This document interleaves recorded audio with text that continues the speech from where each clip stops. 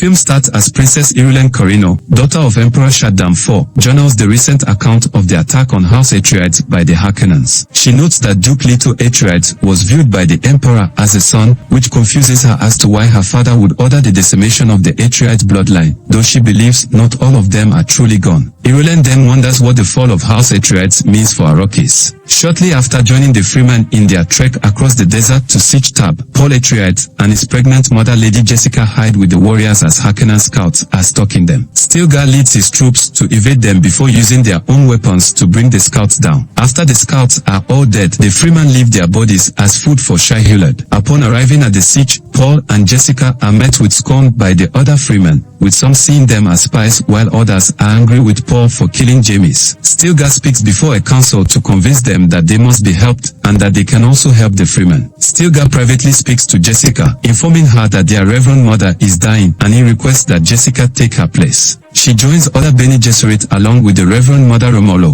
where Jessica is told to drink the water of life, which is a poisonous substance lethal to males. Jessica drinks it and begins convulsing, and the other Bene Gesserit start to grow fearful after realizing too late that Jessica is pregnant. After a little while, Jessica overcomes the poison and inherits the memories of her ancestors, while her daughter also starts to communicate with her. They speak to one another and discuss how they must begin to work in getting others in northern Arrakis to believe in the prophecy, beginning with who they perceive to be weak. Paul attempts to get closer to Chani while she is talking with her friend Shishokli about how the prophecy must be false. Later, the Fremen encounter a Harkonnen scouting tank and launch an attack. The warriors kill the scout until an ornithopter flies around and begins to fire. Paul helps protect Chani and gives her an opening to break through the ornithopter's shield and destroy it. As the Fremen collect the water from the dead scouts, Paul tells Stilgar and the other Fremen that he does not care about being seen as the Lisan Al-Gaib, as he only wishes to fight alongside them. They accept this and come to respect him more. Paul and Chani later sit on a hill, admiring the landscape as the spice flows across the sand. The two grow closer and give into their romantic feelings, sharing a kiss. Time passes,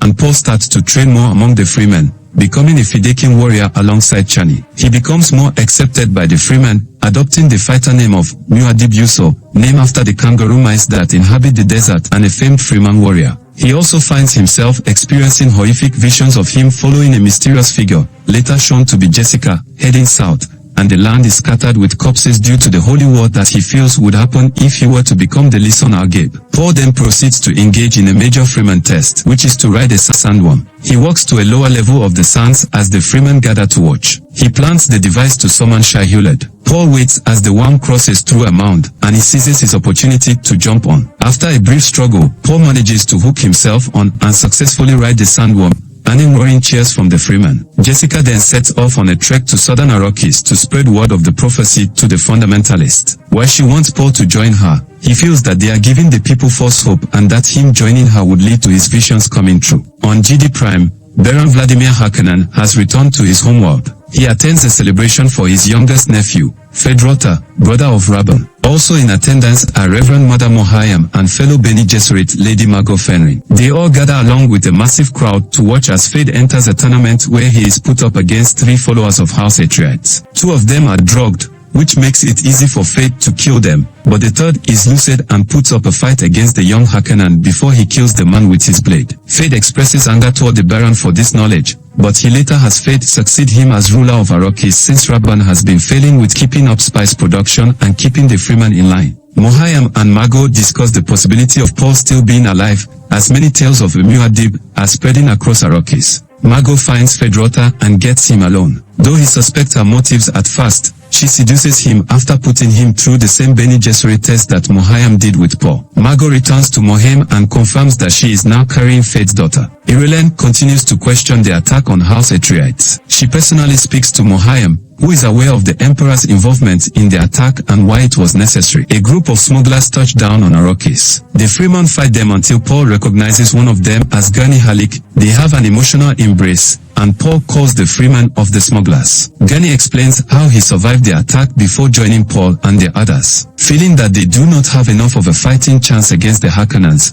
Gani leads Paul, Chani, and Stilgar to the House Atreides stash of atomic warheads. Harkonnen troops led by Fedrota attack the siege tab, killing several Fremen and forcing the others to hide. Shishokli is captured, and when she refuses to talk, Fade incinerates her. The survivors make their way toward the south, despite Paul's reluctance. Paul visits the same temple that Jessica had visited to find where the water of life comes from. It is extracted from a baby sandworm. Despite Chani's protests, Paul drinks it and loses consciousness. He experiences more visions as Jessica did, including one of his sister Anya Taylor-Joy, talking to him. Everyone gathers to try and help Paul, and Chani is told that he may be revived with desert spring tears. Chani wipes her tears and mixes it with the water of life before putting it to Paul's lips. He awakens and speaks to Jessica privately. He reveals that he has learned that she is the Baron's daughter, which makes them both Harkonnens, and not even Jessica previously knew. This now makes Paul the Kwisatz Haderach, the male with the same capabilities as the Bene Gesserit who have drunk the water of life. Other Fremen leaders gather at the temple to discuss Paul's ascension. They wish to have him challenge Stilgar, for which he himself is ready to go for,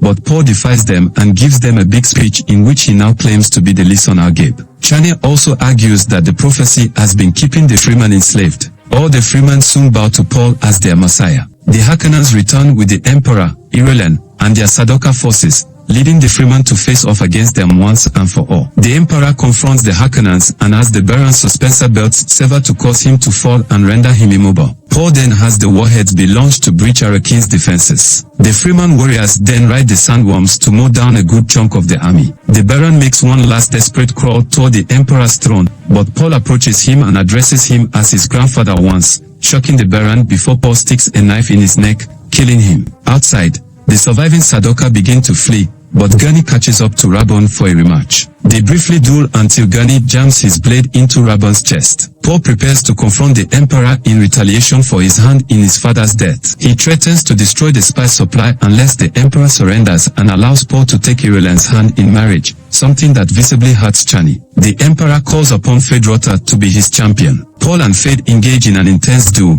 with Feyd managing to pierce Paul in the side, but Paul ultimately gains the upper hand and fatally stabs Feyd in the chest. He tells Paul that he fought well before collapsing dead. Paul prepares to go for the Emperor next, but Irulan steps in to agree to the condition of marrying Paul. Before the Emperor steps down, he tells Paul that he had Leto killed because he was driven by the actions of the heart. Paul takes Irulan's hand, leading Chani to tearfully walk out. Paul is later informed that the other great houses have not all accepted his ascension. He then proceeds to have the Fremen army move forward to send them to paradise. Gani, Stilgar, and many others agree and march forward. Jessica speaks to Anya one last time, stating that the holy war has now begun. The film closes as Chani steps out into the sands to summon a sandworm for her to ride to parts unknown. Please kindly subscribe to this channel, click the like button and smash the notification bell to enjoy more of this. Thanks for watching.